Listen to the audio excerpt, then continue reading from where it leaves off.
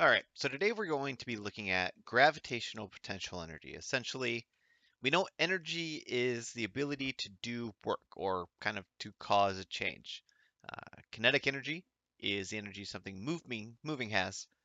So today we're going to look at the first, I say three, there's a bunch of different categories, but three different types of potential energy. So today we're going to be looking at gravitational potential energy, GPE. Or sometimes you might even see it as the energy due to gravity, or just big E with a subscripted little g. Either any of these three really is how we're going to see this. Really, what we're looking at, what gravitational potential energy is if there's something, gravitational potential energy is the potential that something can change position by falling to a place lower. It's so in the scenario I have here, let's say that we have a bridge. It doesn't matter how far across the bridge is. What is important that on this bridge there is a 5 kilogram object, whether it's a bird, a bowling ball, a car, it doesn't matter. It's a 5 kilogram object.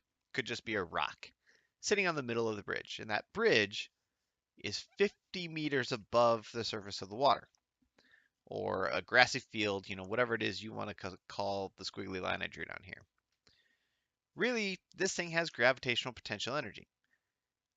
This object has the potential to fall down, to move in the downward direction, to get pulled downward, to essentially change its position from being up on the bridge to being down on the field. Um, and there's ways that we can find this gravitational potential energy. Generally, the equation we're going to use here is going to be mass, which has to be in kilograms, times acceleration due to gravity, which on Earth we know is 9.81 meters per second squared.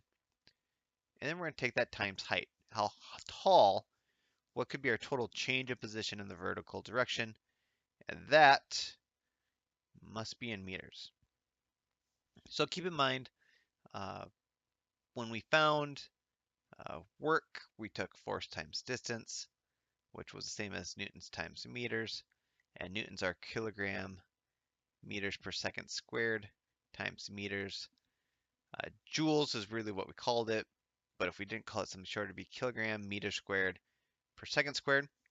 And when we looked at kinetic energy, we looked at 1/2 mv squared. But 1/2 doesn't have a unit. Uh, Mass is in kilograms times meters per second, but we're squaring that.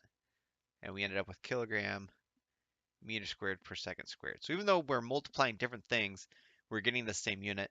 Let's check to make sure that the energy due to gravity, uh, the gravitational potential energy, gets us the same thing. So we have mass, so we have kilograms times acceleration, which is meters per second squared,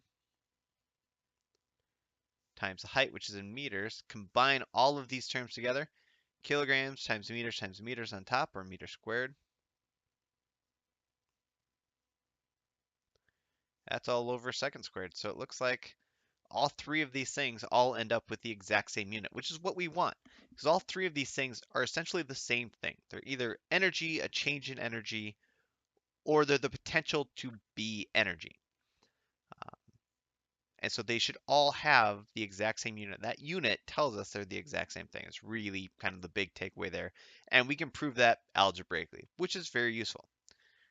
All right, so let's actually calculate how much gravitational potential energy this thing has. So once again, the only thing I have left to diagram here is we are on Earth. So I know that acceleration due to gravity is negative 9.81 meters per second squared. Or in this case, I don't even really need the negative there. That's just kind of force of habit on my part. The big thing here, though, is like we can have negative work. We learned we can't have negative kinetic energy simply because even if our velocity is in the negative direction, when we square it, we end up with a positive. With this as well, um, you can't really have negative gravitational potential energy. All right, so mass, height, acceleration due to gravity. Let's plug it in. Let's figure out just how much uh, potential energy due to gravity we have. Um, so the mass we said was 5 kilograms. The gravity we said was 9.81 meters per second squared. The height we said was 50 meters. All right, so I just need to get out my calculator and multiply these things together. There we go. 5 times 9.81 times 50 equals 2,452.5. 2,452.5 joules or kilogram meter squared per second squared. All right. So really what this tells me is up here, sitting here on this bridge, it has 2,452.5 joules of energy. Um, really, that just means, if this bridge breaks, that's how much energy, it's stored up here that it's going to have when it hits the bottom. But we'll go into that part later on. This equation is really, really straightforward because essentially we're not squaring anything. Everything's in kind of a linear relationship. Um, if my height, like let's say that there's a second bridge here, and that height then was 25 meters. So the whole thing is 50 meters. Let's say I had a second bridge here directly beneath the first bridge. What's the gravitational potential energy now? Well, essentially we could look at it two ways. Like we could look at the potential energy from here to the second bridge, because there would be a change of potential energy here. If it fell this way, it's still not on Earth's surface. It's still hanging up in the air.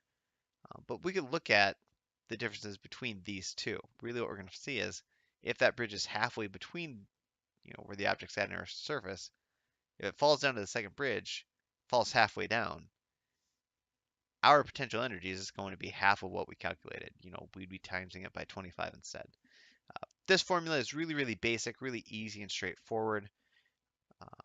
Even if I said how high would the object need to be to have like 1,000 joules of energy, we could just plug in our numbers and solve for h.